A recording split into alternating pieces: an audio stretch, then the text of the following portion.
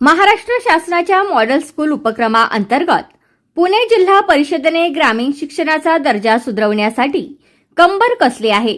मुख्य कार्यकारी अधिकारी गजानन पाटील यांच्या संकल्पनेतून जिल्ह्यात नवीन मॉडेल स्कूल उभारले जात असून आंबेगाव तालुक्यातील मोर्डेवाडी केंद्रातील लोंढेमळा मराठी शाळेची या विशेष प्रकल्पासाठी निवड करण्यात आली आहे. या योजनेअंतर्गत लोंढेमळा शाळेत अत्याधुनिक भौतिक सुविधा आणि शैक्षणिक गुणवत्ता वाढीवर भर दिला जाणार आहे.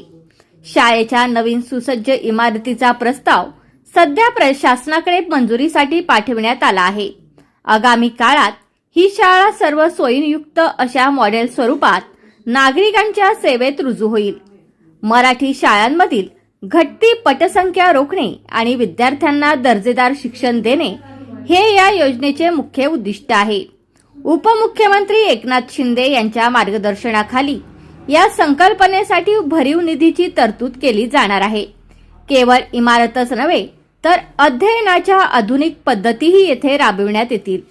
मॉडेल स्कूलच्या निर्मितीसाठी शाळेला नेमक्या कोणत्या बाबींची आवश्यकता आहे हे जाणून घेण्यासाठी नुकतीच एक महत्त्वाची बैठक पार पडली.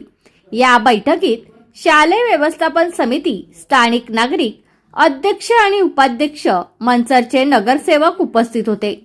स्थानिक स्तरावर लोकसहभागातून शाळेचा विकास करणे, ग्रामीण भागातील मुलांच्या उज्ज्वल भविष्यासाठी लोंढेमळा शाळा एक आदर्श उदाहरण ठरेल असा विश्वास या निमित्ताने व्यक्त करण्यात आला आहे. त्या माध्यमातून या ठिकाणी वर्गखोल्यांची आवश्यकता आहे आम्हाला. तर वर्गखोल्या तयार करण्यासाठी त्याचप्रमाणे वॉल कंपाऊंडची आवश्यकता आहे. वॉल कंपाऊंड तयार होण्यासाठी देखील आम्ही प्रयत्नशील राहणार आहोत. त्यानंतर वर्गांमध्ये जे डिजिटल बोर्ड असतील तर त्यासाठी सुद्धा आम्ही प्रयत्नशील राहणार आहोत.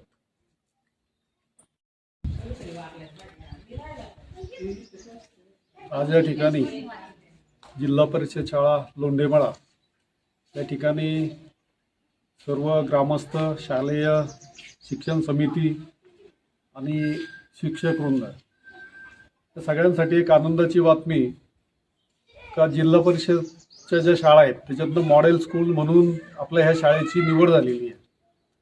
खऱ्या अर्थानं ही शाळा होत असताना त्या लोंढेमळ्यातील जे ग्रामस्थ आहेत, मग काही रिटायर्ड शिक्षक होते, त्यावेळेला ते शिक्षक होते, नंतर रिटायर्ड झाले.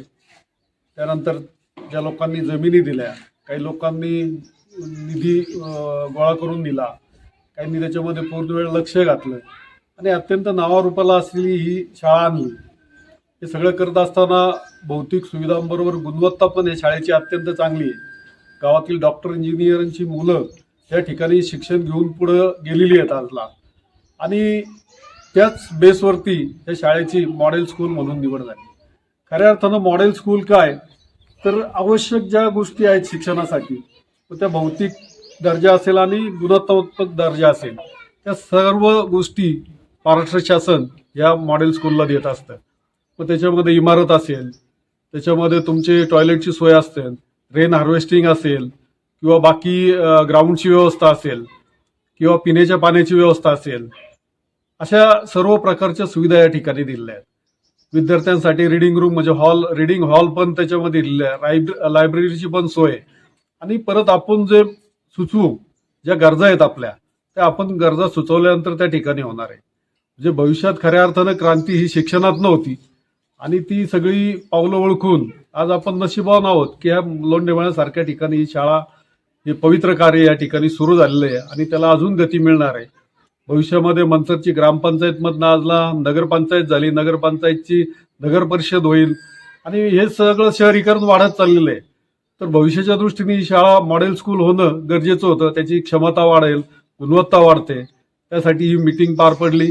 या ठिकाणी सर्वजण ग्रामपंचायत, नगरपंचायतचे नगरसेवक होते, माननीय आपले विकासजी जाधव साहेब, त्याचबरोबर अरुण भाऊ लोंढे असतील, भास्कर लोंढे गुरुजी असतील, बेंडे गुरुजी असतील, सीताराम माताजी लोंढे चेअरमन असतील, आमचे बायाजी तात्या थोरात असतील, ही सर्व मंडळी या शाळेसाठी खूप कष्ट घेतलेले आहेत पहिल्यापासून. आणि आजला एका फोनवरती सगळेजण या ठिकाणी आले. शाळेतले शिक्षकही फार काळजी घेतात. हे सगळेजण एकत्रित येऊन एक मॉडेलचा तो प्रस्ताव या ठिकाणी केला. पत्रातल्या खोलीतली लोंढेमळा शाळा भविष्यात कशी असेल? पत्रातल्या खोलीत जी सुरू झालेली जी शाळा आहे आजला, एक मॉडेल म्हणून महाराष्ट्रामध्ये प्रसिद्ध होईल आणि आम्हाला ती गुणवत्तेसाठी पुढे आणायची।